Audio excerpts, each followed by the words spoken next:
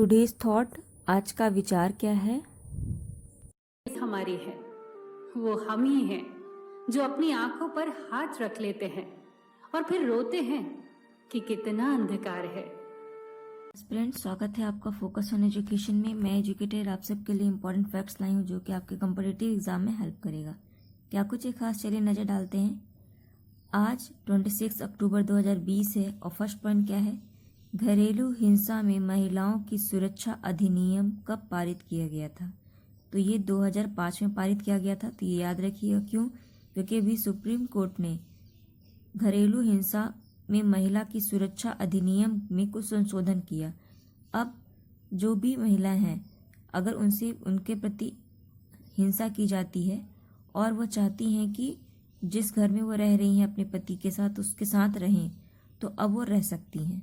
ठीक है, चाहे वो ज़मीन जो है उनके पिताजी के नाम क्यों ना हो, यानी उनके ससुर के नाम क्यों ना हो।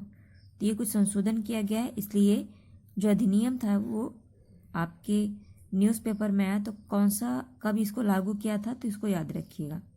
नेक्स्ट पॉइंट क्या है। दीनदयाल अंत्योदय ग्रामीण राष्ट्रीय ग्रामीण आजीविका मिशन 2015 कब लागू किया गया था। तो ये आपका, इसका पहले नाम था 2011 में, जिसका नाम था वो था ग्रामीण विकास मंत्रालय, और 2015 में दीनदयाल राष्ट्रीय ग्रामीण आजीविका मिशन के नाम से इसको रख दिया गया।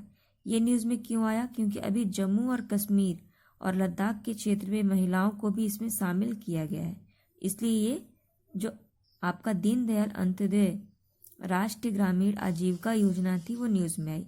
तो आपके दोनों तरीके से पूछ सकता है, इसको पहली बार कब लागू किया गया था और उसका पुराना नाम क्या था, और इसका नया नाम क्या है, और अब उसे कब लागू किया गया, और साथ ही साथ ये कहाँ पर नए जगह पे लागू किया गया। तो ये पॉइंट याद रखिएगा। नेक्स्ट पॉइंट क्या है, उस पर नजर डालिए। आईसीआरसी ने किन देशों को जिनेवा कन्वेंशन का पालन करने को कहा है। तो भारत और चीन को ये कहा है। अब हम देखते हैं इससे क्या क्वेश्चन बनता है। एक क्वेश्चन बन सकता है आईसीआरसी है क्या, फिर जिनेवा कन्वेंशन क्या है। ठीक है, तो आईसीआरसी क्या है, तो ये है international committee for red cross, जिसकी इस्टेब्लिशमेंट कब हुई थी, 1863 में हुई थी। और इसी के अंदर एक जिनेवा कन्वेंशन रखा गया जो कब आया था, 1949 में, यानी जब वर्ल्ड वॉर सेकेंड आपका समाप्त हो गया उसके बाद ये जिनेवा कन्वेंशन आया था। इसमें क्या बात की जाती है, तो इसमें इंटरनेशनल बाउंड्री इशूज और protect to army force during war के समय अगर जितने भी सैनिक होते हैं हमारे वो घायल हो जाते हैं, उनको दवाएं पहुंचाना, उनको सुविधाएं देना, उनकी फैमिली को प्रोटेक्ट करना। और जो इंटरनेशनल बाउंड्री है, जैसे अभी हम देख रहे हैं लद्दाख, भारत और चाइना के बीच जो लद्दाख का एरिया है, या तिब्बत का, अरुणाचल प्रदेश का एरिया है, वहाँ पे काफ़ी ज़्यादा लैंड को लेके डिस्प्यूट है। तो इसी तरह इंटरनेशनली बाउंड्री पर भी ये काम करता है। तो अभी इन दोनों को चेतावनी दिया गया है कि आपने जिनेवा कन्वेंशन पे हस्ताक्षर कर लिया था इंडिया और चाइना ने, तो अगर इसका उल्लंघन करिएगा तो हम एक्शन ले सकते हैं। ठीक है, और ये चौथा कन्वेंशन था, ये याद रखिएगा। और इसे हम किस नाम से जानते हैं, जिनेवा कन्वेंशन को इंटरनेशनल ह्यूमैनिटेरियन ऑर्गेनाइजेशन के नाम से जानते हैं। यह युद्ध संबंधी नियमों को पालन करने और उसकी निगरानी रखने पे काम करता है। अगर पूछा जाए कि आईसीआरसी का हेडक्वार्टर कहाँ है, तो जिनेवा में है। जिनेवा कहाँ पे है, स्विट्जरलैंड में है। ठीक है, तो इतने पॉइंट्स आपके इससे बन जाते हैं। नेक्स्ट पॉइंट क्या है आपकी, किस संस्था द्वारा ग्लोबल टीबी रिपोर्ट जारी की जाती है। तो ग्लोबल टीबी रिपोर्ट किसके द्वारा जारी किया जाएगा, WHO यानी वर्ल्ड हेल्थ ऑर्गेनाइजेशन यानी विश्व स्वास्थ्य संगठन द्वारा इसे जारी किया जाता है। भारत का टारगेट क्या है, 2025 तक भारत में टीबी को ख़त्म करने का टारगेट रखा गया है। तो ये पॉइंट याद रखिएगा। अगर पूछा जाए WHO का हेडक्वार्टर कहाँ है, तो ये भी कहाँ पे है, जिनेवा स्विट्जरलैंड में ही है। ठीक है, ये पॉइंट याद रखिएगा। नेक्स्ट पॉइंट देखें वो क्या है हमारे लिए। जीनोम इंडिया प्रोजेक्ट किसके द्वारा चलाया जाता है। तो ये किसके द्वारा चलाया जा रहा है, ये जैव तकनीक विभाग यानी DBT द्वारा चलाया जा रहा है। और ये न्यूज़ में क्यों रहा अभी, क्योंकि जीनोम इंडिया प्रोजेक्ट के अंतर्गत जो निदानीय का नमूना संग्रह है। क्या नाम है? नैदानीय नमूना संग्रह पुणे में जो है उसको इसमें शामिल किया गया है। तो इसलिए इम्पोर्टेंट बन जाता है। ये पहला ऐसा है जैसे कि संग्रहालय ऐसा है जिसको कि शामिल किया गया है। किस लिए? आप जीनोम इंडिया प्रोजेक्ट, जो जीनोम्स होते हैं, हमारे जीन होते हैं जिनकी, उनके जो नमूने हैं, सैंपल्स को कलेक्ट किया जाएगा। ठीक है, नेक्स्ट पॉइंट पर नजर डालें। वो क्या है? ये है आपका भारत का सबसे पहला BRTS यानी बस रैपिड ट्रांसिट सिस्टम कॉरिडोर कहाँ बनाया जा रहा है? तो ये बनाया जा रहा है सूरत के गुजरात में, जो सबसे लंबा है। ठीक है, कितनी लंबाई है? तो 102 किलोमीटर का ये लंबा है।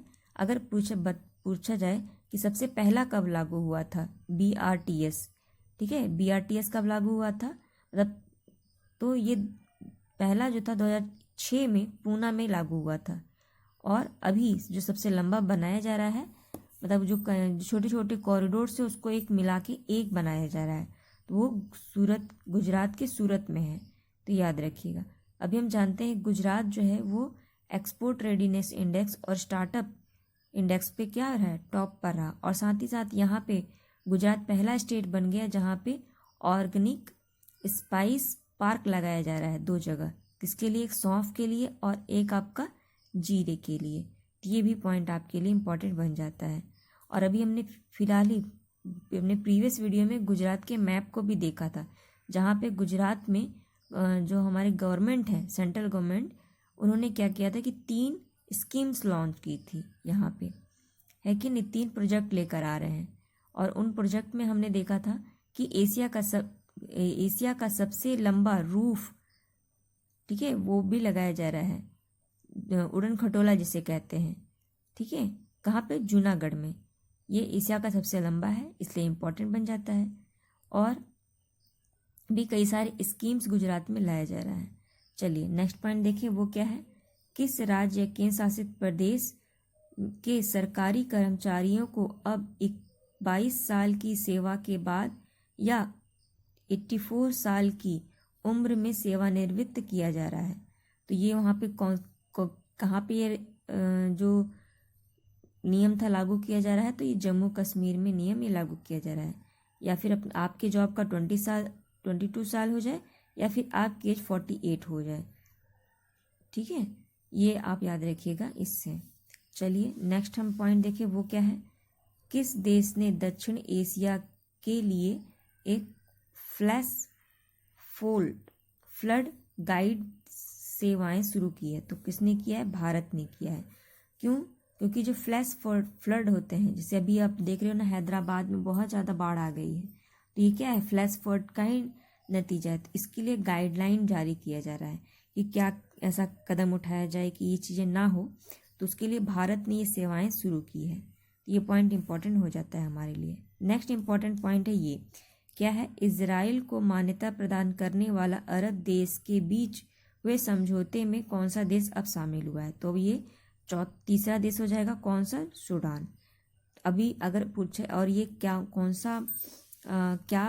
कौन सा मतलब ये समझौता है, इसका नाम क्या है? तो इसको कहते हैं अब्राहिम एकॉर्ड। ठीक है, अब्राहिम एकॉर्ड ये नाम है इसका। ठीक है, इसमें अभी अरब देश में पहले UAE ने साइन किया था, उसके बाद बहरीन ने, और अब सूडान कर दिया। यानी तीसरा देश कौन सा हो गया? सूडान। अगर टोटल कंट्री पूछा जाए तो कितने हो गए हैं? 5। एक कौन है? इजिप्ट है, और एक कौन है? जॉर्डन है। ये भी पॉइंट हमारे लिए इम्पोर्टेंट बन जाता है। ठीक है, चलिए नेक्स्ट पॉइंट पर नजर डालें, वो क्या है?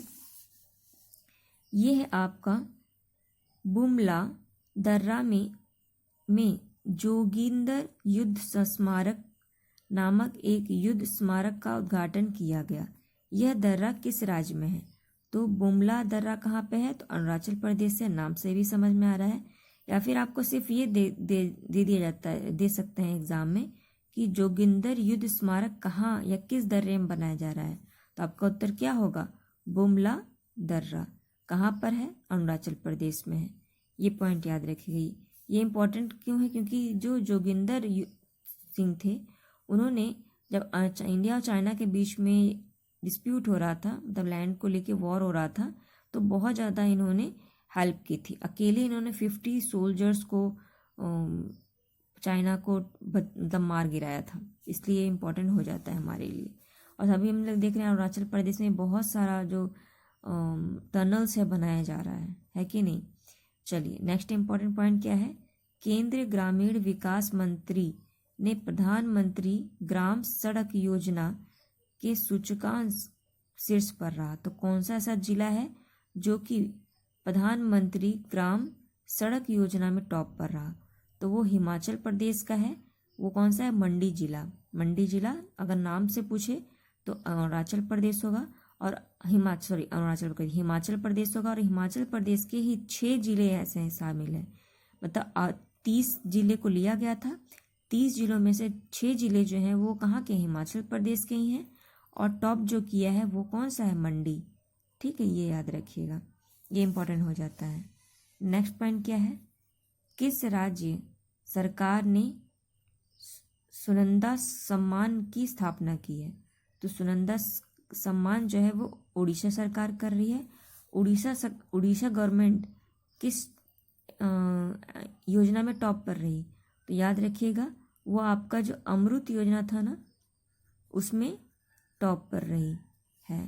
नेक्स्ट पॉइंट क्या है उस पर देखिए हम, ये है आपका फोर्ब्स द्वारा प्रकाशित वर्ल्ड बेस्ट एम्प्लॉयर 2020 के तहत सार्वजनिक उपकरण की सूची में कौन सा शीर्ष पर रहा। तो कौन रहा, एनटीपीसी इस पे टॉप पर रहा। तो ये जो इंडेक्स है वो याद रखिएगा, वर्ल्ड बेस्ट आपका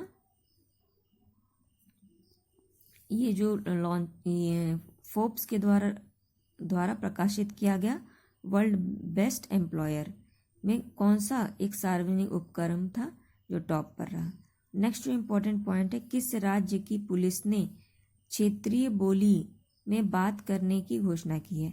तो अब उत्तर प्रदेश ने ऐसा किया है कि हम जो पुलिस वाले होंगे अब वो क्षेत्रीय भाषा में भी बात करेंगे आपसे, ठीक है। और यूपी से जो इम्पोर्टेंट पॉइंट है उस पर भी हम नज़र डालें। यूपी में हमने देखा था कि अभी फिल्म सिटी बनाई जा रही है, और साथ ही साथ यहाँ पे वल्चर कंजर्वेशन लगाया जा रहा है। कुशीनगर में अभी आपका जो क्या बोलते हैं ट्रांसजेंडर होता है उसके लिए विश्वविद्यालय भी खोला गया है। साथ ही साथ यहाँ के गाजियाबाद के जो हिंडन एयरपोर्ट था वहाँ पे अभी वायु जो हमारी सेना थी उन्होंने अपना क्या लॉन्च किया, और जेवार जो पोर्ट है उसको इंटरनेशनली डेवलप किया जा रहा है, ठीक है। और एक न्यूज़ और है थी, भी पुरानी न्यूज़ है बट फॉर नॉलेज आपको पता होना चाहिए, जो मड़ुआडी स्टेशन है उसका नाम बदल के अब बनारस स्टेशन रखा जा रहा है, ठीक है। चलिए नेक्स्ट पॉइंट देखिए वो क्या है, ये है आपका भारत के किस रेलवे जोन ने बैग ऑन व्हील, ठीक है, की सेवा शुरुआत की है। तो कौन है, उत्तरी रेलवे जो है, कितने जोन हो गए हैं आपके, तो पूरे 18 जोन है अब किसमें, रेलवे में। ये पॉइंट याद रहेगा, पहले 17 थे, अभी दक्षिण में एक और जोन की इस्टेब्लिशमेंट की गई। तब 18 में से जो रेलवे उत्तरी रेलवे है उन्होंने एक बैग ऑन व्हील की सेवा शुरुआत की कि आपको घर तक जो इतने बुजुर्ग हैं या फिर जो हैंडीकैप्ड्स हैं उनके लिए घर तक सुविधा दे दी गई है कि वो आराम से जो अपने लगेज हैं वो घर तक अब पहुंचाया जा सकते हैं। जैसे कूली जो होता है पहले बाहर तक ही छोड़ता था, अब वो उनके घर तक भी ले जाके छोड़ सकता है। नेक्स्ट जो पॉइंट है वो क्या है, किस राज्य ने नई औद्योगिक नीति 2020 से 25 की घोषणा की है। तो वो कौन है, कर्नाटक है। कर्नाटक जो है वो किस पर टॉप पर है, तो आपका इनोवेशन इंडेक्स पे जो था वो टॉप पर कौन है, आपका कर्नाटक है। और हमने गुजरात में भी देखा था कि इसी तरह से एक औद्योगिक नीति लेकर आया था, ठीक है। लेकिन अभी जो नई औद्योगिक नीति 2020-25 के नाम से कौन लेकर आया है, कर्नाटक लेकर आया है, ठीक है। ये पॉइंट याद रखिएगा। नेक्स्ट पॉइंट क्या है, किस राज्य ने स्वास्थ्य सुरक्षा अभियान चलाने की घोषणा की है। तो छत्तीसगढ़ ने किया है। अभी हमने देखा था इसी से रिलेटेड क्या एक और था कि कोविड-19 को चेक करने के लिए कोविड नो टॉलरेंस स्कीम भी लॉन्च की है छत्तीसगढ़ ने, ये पॉइंट याद रखिएगा। और यहाँ पे जो नक्सली लोग थे उनके लिए भी एक टास्क फोर्स लगाई जा रही है, ठीक है, ये भी पॉइंट याद रखिएगा। चलिए नेक्स्ट पॉइंट पर नजर डालें। वो क्या है कि किसने शहरी शिक्षा नीति में सुधार के लिए एक पैनल का गठन किया है। तो शहरी शिक्षा नीति जो है उसके लिए नीति आयोग ने किया है। तो आपके एग्जाम में जो एजुकेशन मिनिस्ट्री है उसको भी दे देगा, तो आपका उत्तर लेकिन एजुकेशन मिनिस्ट्री ना होकर क्या होगा, आपकी नीति आयोग। ठीक, चलिए नेक्स्ट पॉइंट पर नजर डालें। वो क्या है कि लाइफ इन मैनीचेयर प्रोजेक्ट केंद्र संस्कृति और पर्यटन राज्य मंत्री प्रहलाद सिंह पटेल ने किसके साथ मिलकर लॉन्च किया। तो वो हमारी जो राष्ट्रीय क्या नाम है इसका, देखिए, राष्ट्रीय संग्रहालय नई दिल्ली और गूगल आर्ट्स एंड कल्चर के साथ मिलकर ये लॉन्च किया। ये क्या है, लाइफ इन मैनीचर। मैनीचर क्या होती है, एक आर्ट फॉर्म है जिसमें कि हम नेचुरल्स कलर्स का प्रयोग करते हैं और हम ड्राइंग्स बनाते हैं। ठीक है, तो उसी को क्या कहते हैं, मतलब ऐसी ड्राइंग जिसमें कि हम पेंटिंग जो करते हैं, ऐसी पेंटिंग जिसमें कि नेचुरल कलर से हम जो चीज़ें हैं, जैसे हम पत्तों से हरा कलर एक्सट्रैक्ट कर लिए, फिर रेड कलर किसी फूल से कलेक्ट कर लिए, या पीला कलर फूल से कलेक्ट किया, इस तरीके से हम कलेक्ट करके नेचुरल्स कलर्स का अगर हम एक पेंटिंग बनाते हैं तो उसे क्या कहते हैं, मैनीचर कहते हैं। तो इसी तरीके से लाइफ इन मैनीचर नाम का एक प्रोजेक्ट लाया गया इसको बढ़ावा देने के लिए। और ये 3 संस्था यानी आपकी केंद्र संस्कृति और पर्यटन राज्य मंत्री और राष्ट्रीय संग्रहालय नई दिल्ली और गूगल आर्ट एंड कल्चर के साथ मिलकर ये प्रोजेक्ट को लॉन्च किया जा रहा है, इसको बढ़ावा दिया जा रहा है। नेक्स्ट जो पॉइंट है ये भी इम्पोर्टेंट है एस्पिरेंट, क्या है, किसने डिजिटली दस्तावेज तक पहुंचने के लिए एक फेशियल रिकग्निशन सिस्टम की शुरुआत की है। तो ऐसा करने वाला भी कौन सा मंत्रालय हो गया है, तो सीबीएसई यानी सेंट्रल माध्यमिक शिक्षा बोर्ड ऐसे मंत्रालय हो गया जिसने कि फेशियल रिकग्निशन सिस्टम के द्वारा अब दस्तावेज जो आपके डॉक्यूमेंट्स होते हैं, जैसे रिजल्ट हुआ, सर्टिफिकेट्स हुए, तो आपके घर तक पहुंचाया जा सकेगा। अभी हम देख रहे हैं ने सिंगापुर को भी देखा था कि सिंगापुर पहला ऐसा देश बन गया जिसने कि फेशियल रिकग्निशन सिस्टम से अपने जो आधार कार्ड हैं, जैसे वहाँ के जो आधार कार्ड है उसको कनेक्ट कर दिया। ठीक है, चलिए और जो कुछ शॉर्ट इम्पोर्टेंट पॉइंट है उस पर भी नज़र डाल दें। वो क्या है, ये है आपका national board for life time wild life ने कितने राज्यों में गिद्ध संरक्षण और प्रजनन केंद्र स्थापित करने की मंजूरी दी है। तो वो कितने हैं, 5 हैं। कौन कौन से, उत्तर प्रदेश, त्रिपुरा, महाराष्ट्र, कर्नाटक और तमिलनाडु। ये जो प्लान है वो action plan for vulture conservation 2020 to 25 तक किया गया है अभी। और 4 राज्यों में वल्चर रेस्क्यू सेंटर लगाया जा रहा है, जैसे आपका हरियाणा के पिंजौर में, मध्य प्रदेश के भोपाल में, असम के गुवाहाटी में, तेलंगाना के हैदराबाद में। तो ये 4 वल्चर रेस्क्यू केंद्र है और 5 जगह पे एक national board for wild life के तहत एक केंद्र गिद्ध संरक्षण और प्रजनन केंद्र लगाया जा रहा है। उत्तर प्रदेश में तो हम जान ही रहे हैं, लग रहा है। ठीक है, चलिए नेक्स्ट पॉइंट पर नजर डालें। वो क्या है, किस देश में भारतीय पर्यटन या विदेश में सबसे ज़्यादा गए नागरिक थे, यानी इंडियन नेशनल डिपार्चर 2020 में, यानी मतलब किस देश में भारतीय जो थे वो गए एज ए पर्यटक के रूप में। तो सबसे ज़्यादा कहाँ पर गए हैं, यूएई गए हैं, यानी संयुक्त राष्ट्र अरब, फिर सऊदी अरब, फिर यूएसए। अगर बोला जाए कि फॉरेन जो टूरिस्ट हैं वो अराइव किए कहाँ पे, भारत में मतलब किस जगह पे भारतीय जो टूरिस्ट हैं, मतलब सॉरी विदेशी टूरिस्ट भारत से आए, मतलब किस विदेश से भारत में आए। तो सबसे ज़्यादा कहाँ से आए हैं, बांग्लादेश से आए हैं, फिर आपका यूएसए, फिर आपका यूके से आए हैं। ठीक है, ये पॉइंट याद रखिएगा। और उसके बाद नेक्स्ट जो पॉइंट है वो भी इसी से रिलेटेड है। क्या है ये एक साथ ही रिपोर्ट आई थी। ठीक है, फिर ये था इंटरनेशनल जो चेक पोस्ट हैं, एयरपोर्ट्स जो होते हैं, वो कौन सा ऐसा है इंडिया में जो सबसे ज़्यादा आए वहाँ पे लोग। तो दिल्ली का इंदिरा गांधी, फिर मुंबई, फिर हारिसपुर कहाँ पे है, तो वह पश्चिम बंगाल। ठीक है, और हमने देखा था कि घरेलू उत्पादन में, मतलब घरेलू के लिए जो फॉरेन आए थे, घरेलू पर्यटक को सबसे ज़्यादा कौन सा राज्य आकर्षित किया, तो यूपी किया था। और अगर पूछा जाए विदेशों में, विदेशी लोग जब आए थे तो सबसे ज़्यादा कहाँ गए, तो तमिलनाडु में। ये पॉइंट याद रखिएगा, ठीक। चलिए नेक्स्ट पॉइंट पर नजर डालिए, ये लास्ट है हमारा पॉइंट। ये क्या है, कनक दुर्गा फ्लाईओवर किस राज्य में बनाया जा रहा है, तो ये आपके विजयवाड़ा आंध्र प्रदेश में बनाया जा रहा है, ठीक है। ये इम्पोर्टेंट है, इसे भी याद रखिएगा, ये इंडेक्सेस याद रखिएगा। आई होप आपको वीडियो पसंद आया होगा। इसे लाइक कीजिए, कमेंट कीजिए, शेयर कीजिए। Thank you aspirant.